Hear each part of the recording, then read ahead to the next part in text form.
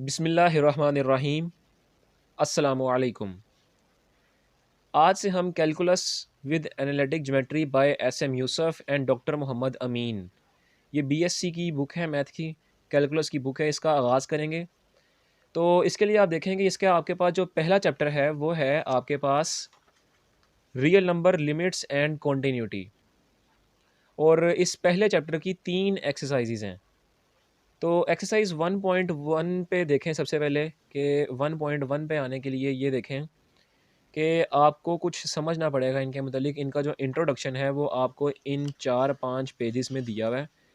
तो आज हम क्या करेंगे, आज हम इन 4-5 पेजेस में जो इंट्रोडक्शन है उसको समझेंगे। ये देखें, ये आपके पास बुक में कि ये इंट्रोडक्शन है, इस इंट्रोडक्शन को समझेंगे आज के क्या कहा जा रहा है इस इंट्रोडक्शन में। क्योंकि मेरे नज़रिए के मुताबिक अगर आपको ये इंट्रोडक्शन आ जाएगा तो 1.1 एक्सरसाइज जो है, बल्कि इस चैप्टर की तीनों एक्सरसाइजेज जो हैं 1.1, 1.2 और 1.3, वो आपके लिए बिल्कुल आसान सी एक्सरसाइज होंगी। तो आज सबसे पहले हम इंट्रोडक्शन समझते हैं और अगली वीडियो से इंशाल्लाह ताला एक्सरसाइज 1.1 का आगाज़ करेंगे। क्योंकि इंट्रोडक्शन जो है इसमें बहुत सी ऐसी बातें हैं जो आपको आनी चाहिए, पेपर पॉइंट ऑफ व्यू के लिहाज से नहायत अहम है। तो इंट्रोडक्शन में सबसे पहले आपके पास आता है नंबर सिस्टम। नंबर सिस्टम आप बचपन से ही पढ़ते आ रहे हैं, नंबरों का मजमूआ।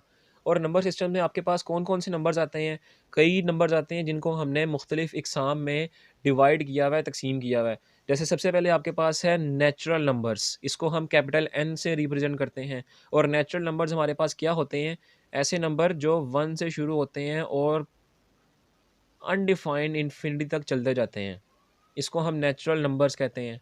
ठीक है। इसके अलावा होल नंबर्स, होल नंबर्स को हम कैपिटल डब्ल्यू से रिप्रेजेंट करवाते हैं। और ये क्या होते हैं, ये होते हैं ऐसे नंबर जो ज़ीरो से शुरू होते हैं और अनडिफाइंड इन्फिनिटी तक चलते जाते हैं। इसके अलावा आपके पास आते हैं इंटीजर्स। इंटीजर्स क्या होते हैं, उनको हम कैपिटल जेड से रिप्रेजेंट करवाते हैं। और नंबर लाइन पे जितने भी नंबर एग्जिस्ट करते हैं उनको इंटीजर्स कहते हैं, ख्वाह वो पॉजिटिव हों या नेगेटिव हों। +-2, +-3, +-4, सो ऑन। ठीक है। और इसमें एक और बात कि इंटीजर्स में आपका ज़ीरो भी शामिल होता है। ज़ीरो भी हमारा इंटीजर है क्योंकि ज़ीरो भी नंबर लाइन पे एग्जिस्ट करता है। इसके अलावा आपके पास क्या होते हैं, रैशनल नंबर्स। तो रैशनल नंबर्स को हम किन से रिप्रेजेंट करवाते हैं, कैपिटल क्यू से रिप्रेजेंट करवाते हैं। अब आपने रैशनल नंबर को ही समझना है कि रैशनल नंबर हमारे पास क्या होते हैं। दो किस्म के नंबर होते हैं ना हमारे पास, रैशनल नंबर और इर्रेशनल नंबर्स। यही हमारा जो चैप्टर नंबर 1 है, इसमें रैशनल नंबर्स और इर्रेशनल नंबर्स के ऊपर ही सारा कॉन्सेप्ट है। और आपके जो पेपर में बीएससी का जो पेपर बनता है कैलकुलस का, या बीएस ऑनर्स में कैलकुलस का जो पेपर बनता है, उसमें रियल नंबर्स में रैशनल नंबर्स को और इर्रेशनल नंबर्स को अहम जगह दी गई है। और पेपर भी इसी पोर्शन में से काफ़ी आता है। तो लिहाजा हम भी रैशनल नंबर, जिसको हम कैपिटल क्यू से रिप्रेजेंट करवाते हैं, इसको समझते हैं कि रैशनल नंबर्स क्या होते हैं। अच्छा, तो रैशनल नंबर्स, जब भी हम किसी से पूछते हैं कि रैशनल नंबर्स क्या होते हैं, तो बस क्या जवाब आता है, ऐसे नंबर जो पी ओवर क्यू की फॉर्म में हो उनको रैशनल नंबर्स कहते हैं। आपने, मुझे भी यकीन है कि आपने डेफिनेशन जब भी पढ़ी होंगी, जिस क्लास में भी पढ़ी होंगी, सिर्फ इतनी ही पढ़ी होंगी। ठीक है। तो ये तो आपकी डेफिनेशन का 1/4 पार्ट भी नहीं है, यानी 1/4 हिस्सा भी नहीं है। डेफिनेशन ऑफ रियल नंबर्स क्या है, जो मैं बोल रहा हूँ उसको गौर से सुने, कि ऐसे नंबर्स जो पी ओवर क्यू की फॉर्म में हों और पी ओवर क्यू आपके इंटीजर्स हों, और क्यू जो है, ये क्यू आपका वो ज़ीरो ना हो। इसके अलावा, यहाँ पे आपकी रैशनल नंबर्स की डेफिनेशन ख़त्म नहीं हुई। इसके अलावा क्या होता है कि ऐसे डेसिमल्स जो टर्मिनेटिंग हों या नॉन टर्मिनेटिंग की टाइप रिकरिंग डेसिमल हों, उनको भी रैशनल नंबर्स कहते हैं। तो ये देखें, ये मैंने आपके सामने उसकी मैथमेटिकल फॉर्म लिखी है। क्या है मैथमेटिकल फॉर्म, के ऐसे नंबर जो पी ओवर क्यू की फॉर्म में हों और पी और क्यू हमारे पास बिलोंग्स करते हों इंटीजर्स से। ये देखें, ये जेड इंटीजर्स को शो कर रहा है। एंड क्यू जो है वो हमारा ज़ीरो नहीं होना चाहिए। देखें, क्यू ज़ीरो नहीं होना चाहिए। क्यू हमारा, ये देखें, अगर मैं पी ओवर क्यू लिखूं और अगर क्यू ही ज़ीरो करवा बैठूं, मिसाल के तौर पर पी ओवर ज़ीरो, तो ये मेरे पास क्या आंसर आएगा इसका, जब 0 से हम किसी भी नंबर को डिवाइड करवाते हैं तो क्या आंसर आता है? उसका आंसर हमारे पास अनडिफाइंड आता है। ठीक है? ये मैंने क्यों अनडिफाइंड आता है, इसकी एक मखसूस कॉन्सेप्ट है, उसका मैं लिंक में डिस्क्रिप्शन में आपको लिंक दे दूँगा, सॉरी डिस्क्रिप्शन में लिंक दे दूँगा। तो वहाँ पे जाके आप ये कॉन्सेप्ट समझ लें कि किसी भी नंबर को 0 से डिवाइड करवाने से हमारा आंसर अनडिफाइंड क्यों आता है। ठीक है? तो जब आंसर आपका 0 से डिवाइड करवाने से अनडिफाइंड आ रहा है, इसलिए कहा गया है कि Q आपका 0 नहीं होना चाहिए, क्योंकि अगर Q 0 हो गया, Q का क्या मतलब है? Q का मतलब है डिनोमिनेटर, ठीक है? तो लिहाज़ा डिनोमिनेटर अगर 0 हो गया तो आपका तो रैशनल नंबर बचेगा ही नहीं, वो तो कोई अनडिफाइंड आंसर आएगा।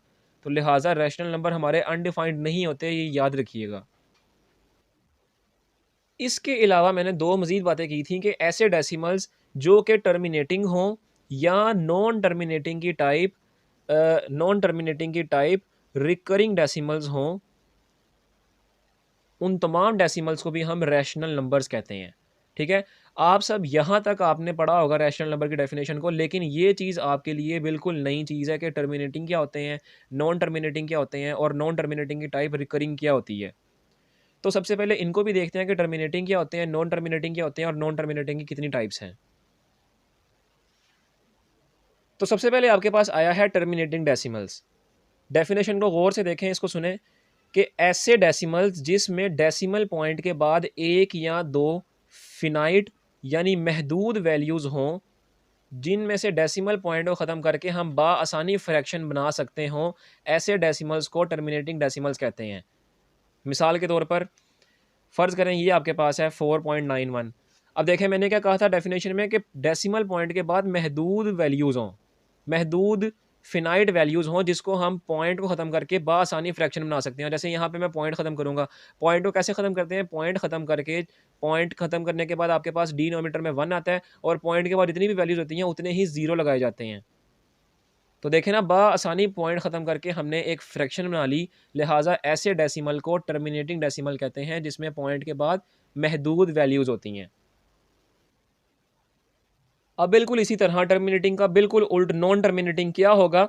टर्मिनेटिंग में पॉइंट के बाद आपके पास महदूद वैल्यूज़ थी, नॉन टर्मिनेटिंग में डेसिमल पॉइंट के बाद आपके पास महदूद वैल्यूज़ नहीं होंगी, इनफ़िनाइट वैल्यूज़ होंगी, ठीक है? अब इनफ़िनाइट वैल्यूज़ क्या कैसे हो सकती हैं? जैसे 4.91919191 ये सो ऑन चलती जा रही हैं, ठीक है? अब आप कैसे इसका डेसिमल पॉइंट ख़त्म करके एक मखसूस फ्रैक्शन बना सकते हैं? इसकी तो फ्रैक्शन मखसूस थी ना कि हमारा डेसिमल पॉइंट ख़त्म हुआ और डिवाइड कर दिया इसको हमने 100 से, तो ये इसका कोई ना कोई मखसूस आंसर आएगा। लेकिन यहाँ पे आपको पता ही नहीं है कि डेसिमल पॉइंट्स के बाद कितनी वैल्यूज़ हैं। हमें क्या पता यहाँ पे 100 वैल्यूज़ हैं, 1000 हैं, 2000 हैं, लिहाज़ा हम इसका मखसूस फ्रैक्शन नहीं बना सकते। तो ऐसे डेसिमल पॉइंट्स को, ऐसे नंबर्स को नॉन टर्मिनेटिंग डेसिमल्स कहते हैं। ठीक है? ये थी आपकी टर्मिनेटिंग और नॉन टर्मिनेटिंग डेसिमल्स की पहचान और इसकी मखसूस डेफिनेशन। टर्मिनेटिंग तो आपके सिंपल यही होते हैं, लेकिन नॉन टर्मिनेटिंग की आगे आपकी 2 मज़ीद टाइप्स आती हैं। एक होता है रिकरिंग डेसिमल्स और दूसरा होता है नॉन रिकरिंग डेसिमल्स। तो ये था, ये देखें नॉन टर्मिनेटिंग डेसिमल्स की आपकी 2 टाइप्स हैं, रिकरिंग और नॉन रिकरिंग। रिकरिंग क्या होता है? रिकरिंग डेसिमल से मुराद ऐसे नंबर्स जो डेसिमल पॉइंट्स के बाद रिपीट हो रहे हों बार-बार। ठीक है? और नॉन रिकरिंग से मुराद ऐसे डेसिमल नंबर्स जो डेसिमल पॉइंट के बाद रिपीट ना हो रहे हों। असल में नॉन टर्मिनेटिंग डेसिमल्स क्या होते हैं? ऐसे नंबर्स जिसमें डेसिमल पॉइंट के बाद फिनाइट वैल्यूज़ ना आ रही हों, लामहदूद वैल्यूज़ हों। तो अब लामहदूद वैल्यूज़ अगर देखा जाए तो वो 2 किस्म की हो सकती हैं। एक इस तरह 2.91871234 यानी जो मर्ज़ी आ रही हो फिनाइट में, अ,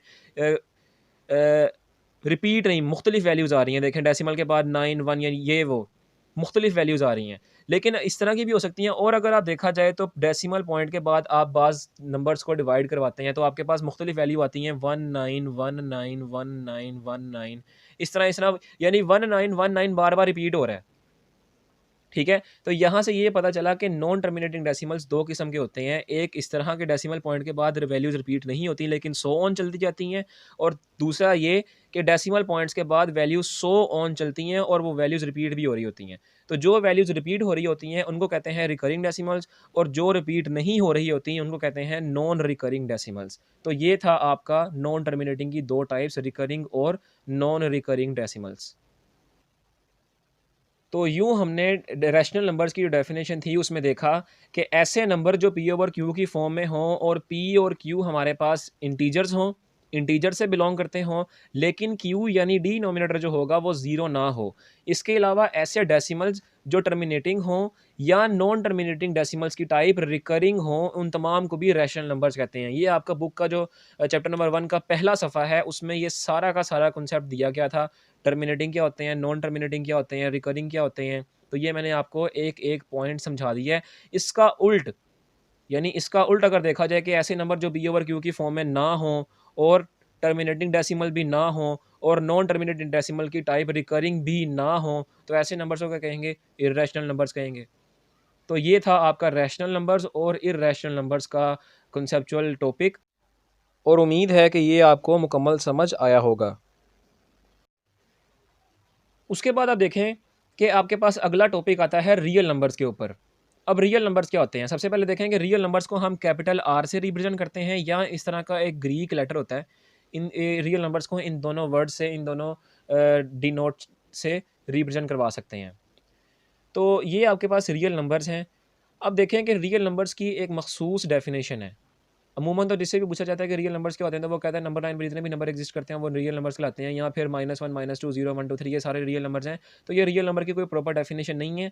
रियल नंबर की एक प्रॉपर डेफिनेशन है, वो ये है कि जब भी हम किसी भी नंबर का स्क्वायर लें और आंसर हमारे पास पॉजिटिव नंबर आए, उस नंबर को जिसका स्क्वायर लिया है उसको हम रियल नंबर कहेंगे। ठीक है? ये है आपके पास रियल नंबर की प्रॉपर डेफिनेशन। दोबारा देख लें कि जब भी हम किसी भी नंबर का, अगर मैं यहाँ पे x ले लूँ तो वो आपके लिए बेहतर रहेगा कि जब भी हम किसी भी नंबर का स्क्वायर लें और उसका आंसर हमारे पास पॉजिटिव नंबर आए, तो जो नंबर जिसका हमने स्क्वायर लिया था वो नंबर हमारा रियल नंबर कहलाता है। मिसाल के तौर पर -2, इसका मैं स्क्वायर ले रहा हूँ, मेरे पास क्या आंसर आ रहा है? +4, लिहाजा -2 का स्क्वायर लिया था, -2 मेरे पास रियल नंबर है। इसी तरह 7 का स्क्वायर लेते हैं, क्या आंसर आ रहा है? 49, तो 7 का स्क्वायर पॉजिटिव आंसर आ रहा है, लिहाजा 7 का स्क्वायर लिया था तो 7 भी आपके पास रियल नंबर है। तो ये है आपके पास रियल नंबर की डेफिनेशन। लेकिन अगर मैं इसके अलावा √-2 इसका स्क्वायर लूँ, तो अब मेरे पास देखें क्या आंसर आ रहा है? ये स्क्वायर से कट गया, -2 आंसर आ रहा है, पॉजिटिव आंसर नहीं आ रहा। लिहाजा √-2 जो है ये आपके पास रियल नंबर नहीं है। और ये आप अच्छी तरह जानते हैं कि अंडर रूट में जब भी कोई भी नेगेटिव आ जाता है तो वो रियल नंबर नहीं होता, वो आपके पास कॉम्प्लेक्स नंबर्स होते हैं जिसमें आयोटा आपका एग्जिस्ट कर रहा होता है। तो ये थी रियल नंबर की डेफिनेशन। लेकिन बुक के मुताबिक आपकी रियल नंबर की डेफिनेशन कुछ और है। बुक के मुताबिक रियल नंबर्स क्या होता है जी? देखें, बुक के मुताबिक जो एमसीक्यूज़ आपसे पूछा जाएगा वो यही पूछा जाएगा कि रियल नंबर्स क्या होते हैं, तो आप बताएँगे कि रैशनल नंबर्स, देखें रैशनल नंबर्स को किससे रिप्रेज़ेंट करते हैं? क्यू से। और इर्रेशनल नंबर्स उसको किससे रिप्रेज़ेंट करते हैं? क्यू से, लेकिन उसके ऊपर एक छोटी-सी बार लगी होती है।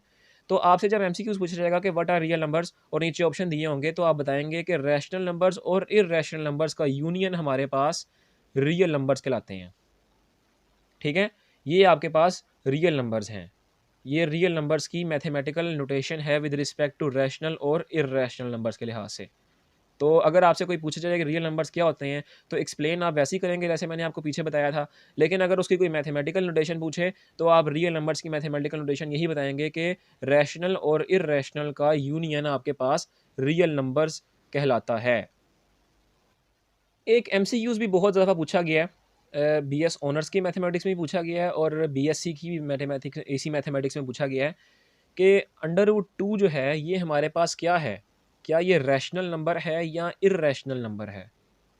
तो आप देखें कि सबसे पहले क्या ये रियल नंबर है? तो रियल नंबर तो ये है, क्योंकि अगर हम इसका स्क्वायर लें तो ये देखें कि इसका स्क्वायर लेने से मेरे पास क्या आंसर आ रहा है? +2 आंसर आ रहा है, लिहाजा अंडर रूट 2 जो है वो मेरे पास रियल नंबर तो है। लेकिन क्या ये रैशनल है या इर्रेशनल है? तो उसके लिए देखें कि ये आपके पास इर्रेशनल नंबर है। क्योंकि इर्रेशनल नंबर क्यों है? क्योंकि ये इंटीजर्स में से नहीं है। और हमने क्या पढ़ी थी रैशनल नंबर की डेफिनेशन कि पी और क्यू जो है हमारे पास, यानी पी ओवर क्यू, इसमें पी और क्यू बिलोंग करते हों इंटीजर्स में से, सॉरी इंटीजर्स से, ठीक है? लेकिन अंडर रूट 2 जो है वो इंटीजर्स नहीं है। क्यों नहीं है? क्योंकि इंटीजर्स हमने देखे थे वो होते हैं 0 +-1 +-2 +-3। अब यहाँ पे देखें कि यहाँ पे अंडर रूट 2 तो कहीं पे आ नहीं रहा, लिहाजा अंडर रूट 2 हमारे पास, अंडर रूट 2 हो, 3 हो, 4 हो, वो इंटीजर्स नहीं है। तो अगर कोई नंबर इंटीजर्स ही नहीं होगा, तो वो पी ओवर क्यू की फॉर्म में होगा भी, तो हमारे पास रैशनल नंबर नहीं कहलाएगा, क्योंकि पी ओवर क्यू की फॉर्म में होने के साथ-साथ पी और क्यू को इंटीजर्स होना भी लाज़मी है। तो अंडर रूट 2 अगर इंटीजर नहीं है, तो वो रैशनल नंबर नहीं है, वो इर्रेशनल नंबर है। तो अगर आपसे एमसीक्यू से पूछा जाए कि हमारे पास अंडर रूट 2 क्या है, रैशनल नंबर है, इर्रेशनल नंबर है, रियल नंबर है, तो आप किस पे लगाएँगे? आप इर्रेशनल नंबर पे लगाएँगे, क्योंकि अंडर रूट 2 हमारे पास इंटीजर नहीं है, लिहाज़ा वो रैशनल नंबर भी नहीं हो सकता। तो उम्मीद है यहाँ तक मैंने आपको जितना भी समझाया है वो आपको समझ आया होगा और आपके लिए अहम भी होगा। इसके बाद आपके पास आती हैं properties of real numbers with respect to addition and subtraction. तो ये चंद प्रॉपर्टीज़ हैं, इनको आपने समझना है, क्योंकि आपके पास 1.1 एक्सरसाइज में जितने भी क्वेश्चंस हैं शुरू के, वो सारी की सारी इन प्रॉपर्टीज़ से सॉल्व होंगे। और ये प्रॉपर्टीज़ आप एमसीक्यूज़ में भी उसके लिए भी याद करें, क्योंकि ये प्रॉपर्टीज़ एमसीक्यूज़ के लिहाज से भी बहुत अहम है। तो बारी-बारी इन प्रॉपर्टीज़ को समझते हैं कि इन प्रॉपर्टीज़ में क्या कहा जा रहा है। क्लोजर प्रॉपर्टी आपके पास क्या होती है, इसको आप जो मैं बोल रहा हूँ इसको आप लिख ही दें साथ-साथ, कि जब हम किसी 2 नंबर्स को, जब किसी 2 रियल नंबर्स को, ठीक है? यहाँ पे आपने ये गौर करना है कि जब भी हम किसी 2 रियल नंबर्स को प्लस करें, तो आंसर हमारे पास रियल नंबर ही आए। तो ऐसी प्रॉपर्टी को हम क्लोजर प्रॉपर्टी कहते हैं। ठीक है? मिसाल के तौर पर ये 2 रियल नंबर्स हैं ए और बी, इनका ताल्लुक हमारे पास रियल नंबर्स में से है। अब इन्हीं दोनों नंबर को अगर मैं प्लस करूँ, ए को भी प्लस करूँ बी से और बी भी प्लस हो रहा है ए से, तो आंसर हमारे पास आंसर भी रियल नंबर आए, ठीक है? इस इनका प्लस का आंसर भी रियल नंबर आए, तो ऐसी प्रॉपर्टी को क्लोजर प्रॉपर्टी कहते हैं। ये आप एक्सरसाइज़ 1.1 के शुरू के क्वेश्चंस जो हैं, उनमें आप ये प्रॉपर्टीज़ इस्तेमाल करेंगे। तो क्लोजर प्रॉपर्टी को दोबारा समझ लें कि ऐसे 2 नंबर्स, 2 भी हो सकते हैं, 3 भी हो सकते हैं, जिनका ताल्लुक भी रियल नंबर्स में से हो। अगर हम उन नंबर्स का सम लें और आंसर हमारे पास रियल नंबर्स में से ही आ रहा हो, तो उस प्रॉपर्टी को क्लोजर प्रॉपर्टी कहते हैं। ये है हमारी क्लोजर प्रॉपर्टी। तो उम्मीद है आपको क्लोजर प्रॉपर्टी समझ आई होगी। अच्छा, एक बात आप यहाँ पे याद रखें कि ये जो क्लोजर प्रॉपर्टी है, ये विद रिस्पेक्ट टू एडिशन और सब्ट्रैक्शन है। अभी हम मल्टीप्लिकेशन की बात नहीं कर रहे। तो ये आपने एडिशन के लिहाज से पढ़ी है, इसको आपने गौर से देखना है कि हम अभी जो प्रॉपर्टीज़ पढ़ रहे हैं, वो रियल नंबर की प्रॉपर्टीज़ हैं with respect to addition and subtraction. Multiplication की भी यहाँ पे कोई बात नहीं हो रही। तो इसको आप एडिशन और सब्ट्रैक्शन के लिहाज से समझें। दूसरी प्रॉपर्टी आपके पास आई है एसोसिएटिव प्रॉपर्टी। एसोसिएटिव प्रॉपर्टी क्या है? एसोसिएटिव प्रॉपर्टी ये है कि अगर आपके पास 3 नंबर्स प्लस हो रहे हों, इस तरह मिसाल के तौर पर 1, 2, 3, ये मैंने क्यों इस तरह लिखा है मैं अभी आपको समझाता हूँ। पहले मैं चलें इसको इस तरह लिख देता हूँ कि अगर आपके पास इक्वेशन में 3 नंबर्स प्लस हो रहे हों, तो लेफ्ट हैंड साइड पे किसी भी 2 को प्लस करके बाद में तीसरे का, और राइट हैंड साइड में किसी पहले 2 को प्लस करके बाद में तीसरे का आंसर आपके पास बराबर आ रहा होगा, तो ऐसी प्रॉपर्टी को एसोसिएटिव प्रॉपर्टी कहते हैं। शर्त ये है कि ए, बी और सी इनका ताल्लुक रियल नंबर्स में से होना चाहिए। तो अगर तो इनका ताल्लुक रियल नंबर्स में से है, तो अगर 3 नंबर आपस में प्लस हो रहे हैं, इक्वेशन में 3 नंबर आपके पास लेफ्ट हैंड साइड में भी और राइट हैंड साइड में भी प्लस हो रहे हैं, तो लेफ्ट हैंड साइड में किसी 2 का सम और बाद में तीसरे का सम, और राइट हैंड साइड में पहले 2 का सम और बाद में तीसरे का सम, इन दोनों का आंसर आपके पास बराबर होगा। ऐसी प्रॉपर्टी को associative property with respect to addition कहते हैं। तो ये थी आपकी associative property with respect to addition. इसको जो मैं आपको बता रहा हूँ, इसको आप अलग से नोट कर लीजिए, ये आपके लिए एक्सरसाइज 1.1 के लिए बहुत अहम है। अब तीसरी प्रॉपर्टी आपके पास आई है एडिटिव आइडेंटिटी। अब इसमें देखें, एडिटिव का तो मतलब है कि ऐड होने वाली, और आइडेंटिटी किसे कहते हैं? आइडेंटिटी को समझें कि ऐसा नंबर जो किसी दूसरे नंबर से ऑपरेट हो, लेकिन उस नंबर पर कोई असरअंदाज ना हो या उस नंबर पर कोई असर ना डाले, ऐसे नंबर को आइडेंटिटी कहते हैं। जैसे मिसाल के तौर पर 7 अगर मैं कोई नंबर ले रहा हूँ, अब मैं क्या ऐसा नंबर लूँ कि जो इसके साथ असरअंदाज हो, इसके साथ ऑपरेट हो, लेकिन इस नंबर के ऊपर कोई भी असर ना डाले? तो वो आप सब जानते हैं कि वो 0 ही होगा। अगर वो उसके साथ प्लस करूँ या माइनस करूँ, तो आंसर मेरे पास 7 ही आएगा। लिहाजा 0 जो है, वो इस 7 के ऊपर असरअंदाज हो रहा है, यानी ऑपरेट हो रहा है, प्लस में भी हो रहा है और माइनस में भी हो रहा है, लेकिन इस 7 के ऊपर कोई असर नहीं पड़ रहा। तो 0 जो है, चूँकि ये ऑपरेट हो रहा है, तो 0 हमारे पास आइडेंटिटी कहलाएगा। तो 0 हमारे पास आइडेंटिटी होता है। तो अब आपको पता चल गया होगा कि एडिटिव आइडेंटिटी क्या है, असल में 0 को ऐड करवाना है, ये हमारे पास एडिटिव आइडेंटिटी है। आइडेंटिटी आपकी चेंज हो सकती हैं। ये आइडेंटिटी है एडिटिव के लिहाज से, यानी एडिटिव आइडेंटिटी। एक आइडेंटिटी होती है मल्टीप्लिकेटिव आइडेंटिटी, ठीक है? तो एडिटिव आइडेंटिटी आपके पास 0 है, जबकि मल्टीप्लिकेटिव आइडेंटिटी आपके पास 1 है। 0 क्यों है? क्योंकि 0 जब ऑपरेट होगा किसी भी नंबर से, तो वो प्लस अगर हो रहा हो या माइनस हो रहा हो, तब उस नंबर पे कोई फ़र्क नहीं पड़ेगा। लेकिन अगर मल्टीप्लाई हो रहा हो 0, जैसे मिसाल के तौर पर 7 मल्टीप्लाई 0 हो रहा है, तो अब 0 आइडेंटिटी नहीं रहेगा। अब 0 जो है वो उस नंबर को चेंज करके 0 बना देगा। तो लिहाजा अगर मल्टीप्लाई के लिहाज से देखें, तो कौन सा ऐसा नंबर है जो 7 से ऑपरेट हो और उस पे असर-अंदाज़ी ना डाले, तो वो 1 होता है। तो 1 को अगर हम 7 से मल्टीप्लाई करवाएँ तो 7 ही हमारा आंसर आएगा। लिहाजा मल्टीप्लिकेटिव आइडेंटिटी आपके पास 1 है, लेकिन एडिटिव आइडेंटिटी आपके पास वो 0 है। ठीक है? तो ये आपने इसमें मिक्सचर नहीं करना। एडिटिव आइडेंटिटी आपके पास 0 है, जबकि मल्टीप्लिकेटिव आइडेंटिटी आपके पास वो 1 है। तो एडिटिव आइडेंटिटी में यही आपसे कहा जा रहा है कि अगर हम किसी भी रियल नंबर को, जिसका ताल्लुक हमारे रियल नंबर से हो, अगर उसको हम किसी आइडेंटिटी से, एडिटिव आइडेंटिटी से ऑपरेट करवाएं, प्लस करवाएं या माइनस करवाएं, तो हमारे पास वही नंबर आंसर में आए, यानी वो नंबर उस पर कोई असरअंदाज ना हो रहा हो, तो ये है आपके पास एडिटिव आइडेंटिटी। ठीक है? शर्त ये है कि वो नंबर जो हमने लिया होगा, ए नंबर कंसीडर किया है, जो भी नंबर कंसीडर करेंगे वो नंबर का ताल्लुक, उस नंबर का ताल्लुक रियल नंबर्स में से होना चाहिए। ये है आपके पास एडिटिव आइडेंटिटी। छोटी सी एडिटिव आइडेंटिटी थी, और आपसे एमसीक्यूज़ में पूछा जा सकता है कि एडिटिव आइडेंटिटी में आइडेंटिटी हमारे पास क्या होती है, तो वो आपके पास 0 होती है, और मल्टीप्लिकेटिव आइडेंटिटी में आइडेंटिटी आपके पास क्या होती है, वो आपके पास 1 होती है। तो ये आपने इसमें मिक्सचर नहीं करना।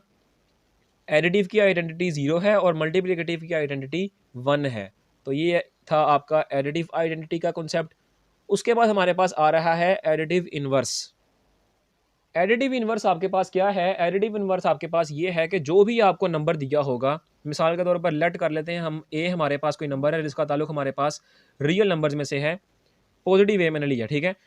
एडिटिव इन्वर्स क्या होता है कि जो भी नंबर हम लेंगे, उसको हम ऐड करवाएं उसी नंबर के रिवर्स साइन के नंबर से। अब देखें, ये हमारे पास पॉजिटिव ए था, अगर मैं इसका रिवर्स साइन का नंबर लूँ तो वो मेरे पास क्या होगा? नेगेटिव ए। ठीक है? तो यही हमारा एडिटिव इन्वर्स है कि अगर हम कोई नंबर ले रहे हैं, उसके उल्ट के साइन के नंबर से हम उसको ऐड करवाएं और हमारे पास 0 आंसर आए, तो देखें इसमें तो ज़ाहिर सी बात है 0 ही आंसर आएगा, क्योंकि ये ए और ये ए आपस में, ये प्लस ए है, ये माइनस ए है, तो कट के 0 ही आंसर आएगा ना। तो ये आपके पास एडिटिव इन्वर्स है कि जब भी हम कोई नंबर लें, ख्वाह वो मैंने अब देखें यहाँ पे पॉजिटिव नंबर लिया है, अगर मैं नेगेटिव नंबर लूँ, उसको मैं ऐड कराऊँ इसके साइन के उल्ट नंबर से, तो माइनस ए का उल्ट साइन क्या होगा? प्लस ए होगा। तो लिहाजा ये भी हमारे पास क्या है? एडिटिव इन्वर्स ही है। ठीक है? मैंने ये आपसे बिल्कुल नहीं कहा कि प्लस का ए ही लाजमी लेना है। मैंने आपसे ये कहा है कि जो भी नंबर लें, उसको प्लस करवाएँ उसके उल्ट के साइन से। अगर आपने प्लस का लिया तो उसको प्लस करवाएँ माइनस से, अगर आपने माइनस ए लिया तो उसको प्लस करवाएँ प्लस ए से, तो आपके पास 0 आंसर आएगा। तो ऐसी प्रॉपर्टी को कहते हैं एडिटिव इन्वर्स। तो ये था आपका एडिटिव इन्वर्स। शर्त ये है कि वो जो नंबर होगा उसका ताल्लुक रियल नंबर से होना चाहिए। इसके बाद आपके पास लास्ट प्रॉपर्टी है एडिशन वाली, उसको देखते हैं। लास्ट प्रॉपर्टी हमारे पास है कम्यूटेटिव प्रॉपर्टी। ये तो बहुत आसान सी प्रॉपर्टी है कि अगर हमारे पास दो नंबर्स हैं जिनका ताल्लुक रियल नंबर्स में से है, अगर उनका सम हमारे पास एक तरफ a प्लस बी है तो दूसरी तरफ b प्लस ए हो, तो दोनों बराबर आएँ, तो ये हमारे पास कम्यूटेटिव प्रॉपर्टी शो करती है। ठीक है? यानी a plus b is equal to b plus a. मिसाल के तौर पर 7 plus 1 is equal to 1 plus 7, दोनों का आंसर क्या आ रहा है? 8 आ रहा है। इसका मतलब 7 प्लस 1 और 1 प्लस 7 कम्यूटेटिव प्रॉपर्टी को हेल्ड करते हैं, इसको एग्जिस्ट करते हैं। तो ये थी आपकी कम्यूटेटिव प्रॉपर्टी। तो उम्मीद है ये सारी की सारी प्रॉपर्टीज़ आपको with respect to addition and subtraction समझ आई होंगी। ये एडिशन और सब्ट्रैक्शन के लिहाज से प्रॉपर्टीज़ थी। अब हम आगे करते हैं मल्टीप्लिकेशन के लिहाज से। रियल नंबर्स की प्रॉपर्टीज़ मल्टीप्लिकेशन के लिहाज से उनको अब समझते हैं। अब आपके पास रियल नंबर्स की property with respect to multiplication में सबसे पहली प्रॉपर्टी आई है क्लोजर प्रॉपर्टी। ठीक है? अब देखें, क्लोजर प्रॉपर्टी एडिशन में भी थी, लेकिन वो विद रिस्पेक्ट टू एडिशन थी। यहाँ भी क्लोजर प्रॉपर्टी है, लेकिन ये विद रिस्पेक्ट टू मल्टीप्लिकेशन है। दोनों सेम ही प्रॉपर्टीज़ हैं, लेकिन एक प्लस के लिहाज से है, एक मल्टीप्लिकेशन के लिहाज से है। तो इसमें क्या कहा जा रहा है, इसकी डेफिनेशन आपके पास ये है कि जब भी दो रियल नंबर्स आपस में मल्टीप्लाई हो रहे हों और मल्टीप्लाई होने के बाद आंसर भी आपका रियल नंबर में से ही आए, तो उस प्रॉपर्टी को क्लोजर प्रॉपर्टी कहते हैं। मिसाल के तौर पर दो नंबर्स ले लेते हैं हम, ए और बी, इनका ताल्लुक आपके पास रियल नंबर्स में से है। अब इन्हीं दोनों नंबर को अगर मैं मल्टीप्लाई करवाऊँ, ए बी मल्टीप्लाई मैंने करवाया है और आंसर इसका जो है वो भी मेरे पास एक रियल नंबर ही आ रहा है, तो इसका मतलब ये क्लोजर प्रॉपर्टी है, क्योंकि हमारे पास दो रियल नंबर्स को मल्टीप्लाई करवाने से अगर आंसर भी रियल नंबर आ रहा हो तो वो क्लोजर प्रॉपर्टी को एग्जिस्ट करता है। तो ये थी आपकी क्लोजर प्रॉपर्टी। शर्त आपकी यही है कि ए और बी यानी जो दो नंबर्स आप लेंगे उनका ताल्लुक आपका रियल नंबर्स में से हो। ये है आपकी क्लोजर प्रॉपर्टी। उसके बाद आपके पास आई है एसोसिएटिव प्रॉपर्टी। अब देखें, एसोसिएटिव प्रॉपर्टी पीछे भी थी, वो थी प्लस के लिहाज से यानी एडिशन और सब्ट्रैक्शन के लिहाज से। यहाँ पे एसोसिएटिव प्रॉपर्टी आई है मल्टीप्लिकेशन के लिहाज से। तो इसमें क्या है कि अगर आपके पास तीन नंबर्स हों जिनका ताल्लुक आपके पास रियल नंबर्स में से हो, तो वही काम कि अगर तीनों आपस में मल्टीप्लाई हो रहे हों, तो अगर मैं पहले किसी दो को मल्टीप्लाई करवा के बाद में तीसरे से करवाऊं और राइट हैंड साइड पे पहले दो को मल्टीप्लाई करवा के बाद में तीसरे से करवाऊं, तो इनका आंसर आपके पास बिल्कुल सेम आएगा। तो इस प्रॉपर्टी को कहते हैं एसोसिएटिव प्रॉपर्टी। शर्त यह है कि तीनों नंबर्स ए बी सी जो भी लेंगे उसका ताल्लुक आपका रियल नंबर्स में से होना चाहिए। तो ये है आपके पास एसोसिएटिव प्रॉपर्टी। और आप देखें, कोई भी एग्जाम्पल ले लें आप अगर देखें किसी भी एग्जाम्पल को आप यहाँ पे एप्लीकेबल करवाएं, यहाँ पे आप सोल्व करवाएं, तो आपका आंसर बराबर आएगा। चाहे आप पहले आखिरी दो नंबर्स को मल्टीप्लाई करवाएं बाद में पहले से करवाएं, और चाहे आप पहले दो को मल्टीप्लाई करवाएं बाद में तीसरे से करवाएं, आपका आंसर बराबर ही आएगा। ये है आपकी associative property with respect to multiplication. ठीक है, तो यूँ आपकी एसोसिएटिव प्रॉपर्टी भी खत्म होती है। उम्मीद है आपको ये भी समझ आई होगी। उसके बाद आपके पास आती है मल्टीप्लिकेटिव आइडेंटिटी। अब देखें, पहले भी हमने पढ़ी है एडिटिव आइडेंटिटी, वहीं पे मैंने आपको बता दिया है कि आइडेंटिटी क्या होती है।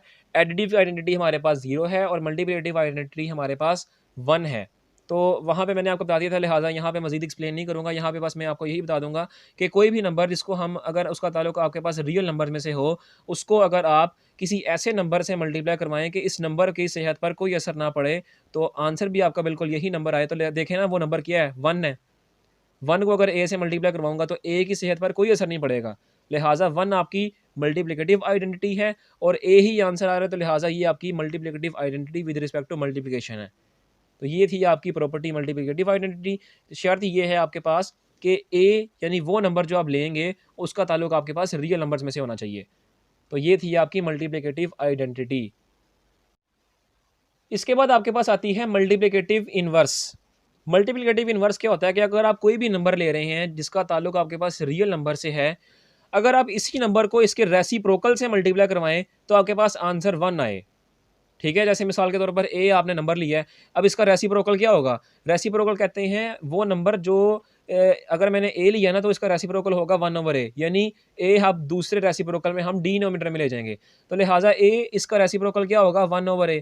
तो अगर मैं उस नंबर को ए को उसके रेसिप्रोकल 1/a से मल्टीप्लाई करवाऊँ तो मेरे पास देखें क्या आंसर आ रहा है, ए से कट जाएगा, 1 ही आंसर आएगा। तो लिहाजा ये आपके पास है मल्टीप्लिकेटिव इनवर्स कि ऐसा नंबर जिसका ताल्लुक हमारे पास रियल नंबर्स में से हो, उसके रेसिप्रोकल से अगर हम उस नंबर को मल्टीप्लाई करवाएं और आंसर आपके पास 1 आ रहा हो, तो ऐसी प्रॉपर्टी को मल्टीप्लिकेटिव इनवर्स कहते हैं। अब आपके पास आई है कम्यूटेटिव प्रॉपर्टी। तो कम्यूटेटिव प्रॉपर्टी आप एडिशन के लिहाज से पढ़ के आ चुके हैं, अभी मैंने आपको बताई थी। अब यहाँ पे कम्यूटेटिव प्रॉपर्टी है विद रिस्पेक्ट टू मल्टीप्लिकेशन। ठीक है, तो उसको आप देखें कि क्या होता है कि जब भी हमारे पास कोई दो नंबर्स आपस में, जो दो नंबर्स हों आपस में मल्टीप्लाई हो रहे हों, लेकिन आपस में मल्टीप्लाई कराने से पहले ये देखें कि उन दोनों नंबर्स का ताल्लुक आपके पास रियल नंबर्स में से हो और वो दो नंबर्स आपस में मल्टीप्लाई हों, और दूसरी तरफ उसकी शेप यानी अगर ए मल्टीप्लाई बी हो रहा है तो दूसरी तरफ बी मल्टीप्लाई ए हो रहा हो और आंसर आपके पास बिल्कुल सेम आए, तो इस प्रॉपर्टी को कम्यूटेटिव प्रॉपर्टी कहते हैं। और ये आपको अच्छी तरह रटी भी हुई है, आपकी ज़ुबान में, जहनों में भी होगी, a m b is equal to b a, ये आप अच्छी तरह जानते हैं। ये है कम्यूटेटिव प्रॉपर्टी। शर्त ये है इस प्रॉपर्टी में कि आपके पास ए और बी का ताल्लुक रियल नंबर्स में से होना चाहिए। बहरहाल ये थी आपकी कम्यूटेटिव प्रॉपर्टी। इसके बाद आपके पास लास्ट प्रॉपर्टी आती है डिस्ट्रीब्यूटिव लॉ। ये है आपके पास डिस्ट्रीब्यूटिव लॉ, और ये लॉ जो है ये एडिटिव और मल्टीप्लिकेटिव का मिक्सचर है। ठीक है, और इस लॉ को distributive law of multiplication over addition भी कहते हैं। ठीक है, मल्टीप्लिकेशन ओवर एडिशन। ये लॉ आपके पास क्या कहता है कि अगर आपके पास 3 नंबर्स हैं ए, बी और सी और उनका ताल्लुक आपके पास रियल नंबर्स में से है, ठीक है? और अगर वो इस फॉर्म में दिए हुए हैं कि ए मल्टीप्लाई हो रहा है बी प्लस सी के साथ, तो आप ए को अलग-अलग बी से मल्टीप्लाई करवाएँ और सी से मल्टीप्लाई करवाएँ और उन दोनों को प्लस करा दें, तो ये आपके पास दोनों लेफ्ट हैंड साइड और राइट हैंड साइड आपस में बराबर आएँगी। ये है डिस्ट्रीब्यूटिव लॉ और ये लॉ है distributive law with respect to multiplication over addition, ठीक है? और ये इसी को आप सब्ट्रैक्शन में भी चेंज कर सकते हैं। यहाँ पे आप माइनस लगा दें और यहाँ पे माइनस लगा दें, तो ये distributive law with respect to multiplication over subtraction हो जाएगा, ठीक है? तो फिलहाल ये वाला law with respect to multiplication over addition का है। तो उम्मीद है आपको ये वाला लॉ भी समझ आया होगा। यहाँ तक आपकी सारी प्रॉपर्टीज़ इख्तिताम होती हैं। इसके अलावा बुक के पेज नंबर आप देखें, बुक के पेज नंबर 4 पे आपको एक थ्योरम्स नज़र आ रहे हैं, 5 थ्योरम है। ये मॉडुलस के यानी एब्सोल्यूट वैल्यूज़ के थ्योरम है। एब्सोल्यूट वैल्यू को आप अच्छी तरह जानते हैं, लेकिन इसको मैं एक्सप्लेन करूँगा जब आपके पास क्वेश्चन आपके सामने होंगे, ताकि वहाँ पे आपके सामने इसको आसानी से एक्सप्लेन किया जा सके। लेकिन ये आपको स्क्रीन पर नज़र आ रहे हैं, ये बुक का पेज नंबर 4 है और टॉपिक 1.5 है। ये थ्योरम्स हैं मॉडुलस के यानी एब्सोल्यूट वैल्यूज़ के थ्योरम हैं। ये आपने अच्छी तरह याद कर लेने हैं, ठीक है? इनको मैं वब समझा दूँगा जब आपका मैं एक्सरसाइज़ 1.1 का आगाज़ करूँगा या जब भी ये क्वेश्चन्स आएँगे, तब हम इसको इन थ्योरम को समझ लेंगे, ताकि आपके लिए वहीं पे आसानी हो, वहीं पे समझ लें और वहीं पे क्वेश्चन्स कर लें, ताकि आपके लिए इनको समझना और इनको अप्लाई करवाना भी आपके लिए आसान रहे। इसके अलावा यहाँ पे एक टॉपिक आता है इंटरवल्स का, ठीक है? इंटरवल्स के ऊपर मैं एक पहले से ही वीडियो बना चुका हूँ। इंटरवल्स आपके 4 किस्म के इंटरवल्स होते हैं, ओपन इंटरवल, क्लोज़्ड इंटरवल, इसके अलावा मिडल इंटरवल और हाफ क्लोज इंटरवल्स। तो इंटरवल्स का जो टॉपिक है उसको मैं चूँकि पहले समझा चुका हूँ, तो उसका भी लिंक मैं उस वीडियो का लिंक भी डिस्क्रिप्शन में दे दूँगा, तो वहाँ से जाके आप इन वीडियोज़ को समझें और समझ के आप एक्सरसाइज़ 1.1 का आगाज़ करेंगे, तो मैं आपको गारंटी देता हूँ कि आपके बीएससी में 100 आउट ऑफ 100 नंबर्स आएँगे इंशाल्लाह ताला। तो बहरहाल बीएससी की calculus with analytic geometry by S M Yusuf and doctor Mohammad Amin की जो पहली बुक है, इसके चैप्टर नंबर 1 का जो इंट्रोडक्शन है, यहाँ पे इसका इख्तिताम होता है। उम्मीद है आपको सारा का सारा इंट्रोडक्शन समझ आया होगा। नहायत ही अहम इंट्रोडक्शन था, आपकी पेपर पॉइंट ऑफ व्यू के लिहाज से, एमसीक्यूज़ के लिहाज से नहायत ही अहम है। तो उम्मीद है आपको ये समझ आया होगा। वीडियो पसंद आने की सूरत में इस वीडियो को लाइक करें, हमारे चैनल अज़ीम एजुकेशन एचडी को सब्सक्राइब कर लें और साथ ही इस वीडियो को अपने दोस्तों से भी शेयर करें। अगली वीडियो में इंशाल्लाह ताला फिर मुलाकात होगी और अगली वीडियो में हम एक्सरसाइज़ 1.1 का आगाज़ करेंगे। तब तक के लिए इजाज़त दीजिए। अल्लाह हाफ़िज़।